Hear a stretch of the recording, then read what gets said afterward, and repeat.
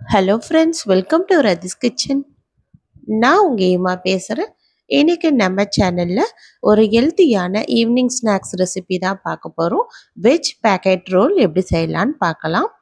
இந்த ரெசிபியை ரொம்ப சுலபமாக செஞ்சிடலாம். குழந்தைங்களுக்கு இது போல் ஹெல்த்தியான முறையில் செஞ்சு கொடுத்தோன்னா காய்கறி சாப்பிடாத குழந்தைங்களும் ரொம்ப விருப்பமாக சாப்பிடுவாங்க. இந்த ரெசிபி எப்படி செய்யலாம் நம்ம வீடியோக்குள்ளே போய் பார்க்குறதுக்கு முன்னாடி நம்ம சேனலை சப்ஸ்கிரைப் பண்ணிட்டு பாருங்கள் ஃப்ரெண்ட்ஸ்.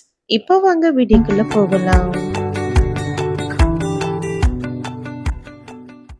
ஃப்ரெண்ட்ஸ், இந்த வெஜ் பேக்கெட் ரோல் செய்கிறதுக்காக இப்போ ஸ்டவ்வில் நம்ம ஒரு கடாய் வச்சுக்கலாம். இது நல்லா சூடானோடனே இதில் 2 டேபிள் ஸ்பூன் அளவுக்கு எண்ணெய் சேர்த்துக்கலாம்.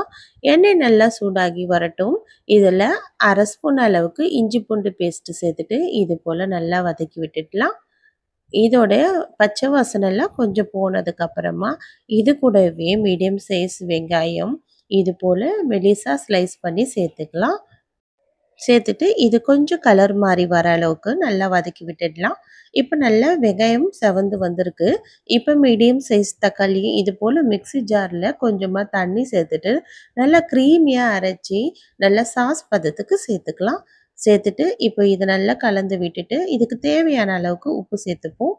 சேர்த்துட்டு இப்போ இந்த தக்காளியோட பச்சை வாசனைலாம் நல்லா போனதுக்கு அப்புறமா 1/4 ஸ்பூன் அளவுக்கு மஞ்சள் தூள், இது கூடவே 1 டேபிள் ஸ்பூன் அளவுக்கு குழம்பு மிளகாய் தூள் சேர்த்துக்கலாம். சேர்த்துட்டு இந்த ஈரப்பதத்திலேயே ஸ்டவ் லோ ஃப்ளேமில் வச்சுட்டு நல்லா இந்த மிளகாயோட நெடியெல்லாம் போகிற அளவுக்கு நல்லா கலந்து விட்டுடலாம். இப்போ இந்த மிளகாயோட நெடியெல்லாம் போயிட்டு இந்த மிளகாய் எல்லாம் எண்ணெய் திரிஞ்சு வர ஆரம்பிக்குது. இந்த அளவுக்கு வந்ததுக்கு அப்புறமா இதில் நம்ம ஒரு காய்கறிகள்லாம் சேர்த்துக்கலாம். இப்போ நான் உருளைக்கிழங்கு இது போல் தோல் சீவிட்டு நல்லா சீவி இது போல் தண்ணியில் சேர்த்து வச்சுருக்கேன். அப்போ தான் உருளைக்கிழங்கு கருக்காமையும் இருக்கும். இந்த தண்ணியை வடிச்சிட்டு இப்போ இந்த உருளைக்கிழங்கு சேர்த்துக்கலாம். இது கூடவே குடைமிளகாய் சின்ன சின்னதாக கட் பண்ணிவிட்டு சேர்த்துக்கலாம். முட்டைக்கோசையும் நல்லா சீவிட்டு சேர்த்துக்கலாம். இது கூடவே கேரட்டு நல்லா திருகிட்டு சேர்த்துக்கலாம். உங்களுக்கு எந்தெந்த காய்கறிகள்லாம் சேர்க்க விருப்பமோ அந்தந்த காய்கறிகள்லாம் இது போல் நல்லா சீவி சேர்த்துக்குங்க. இது போல் சீவி செய்கிறதுனால குழந்தைங்க காய்கறியே வேணான்னு சொல்ல மாட்டாங்க. அந்த அளவுக்கு நல்லா டேஸ்ட்டாக இருக்கும். இந்த ஸ்டஃபிங் நம்ம செஞ்சு நம்ம ரெடி பண்ணி கொடுத்தோன்னா இப்போ நல்லா கலந்து விட்டுடலாம். நல்லா கலந்து விட்டுட்டு இப்போ இதில் கொஞ்சமாக 1/4 டம்ளர் அளவுக்கு மட்டும் தண்ணி சேர்த்துட்டு இதை நல்லா வேக வைக்க போகிறோம். ரொம்ப பச்சையாக இல்லாமல் காய்கறிகள் ஓரளவுக்கு ஆவி போட்டோன்னா நல்லா வெந்து போகிற அளவுக்கு கொஞ்சமாக தண்ணி சேர்த்துட்டு இப்போ மூடி போட்டு மூடிடலாம். இப்போ இந்த காய்கறிகள்லாம் நல்லா இந்த மூடி போட்டு வேக வச்சதுலேயே நல்லா வெந்து வந்திருக்கு.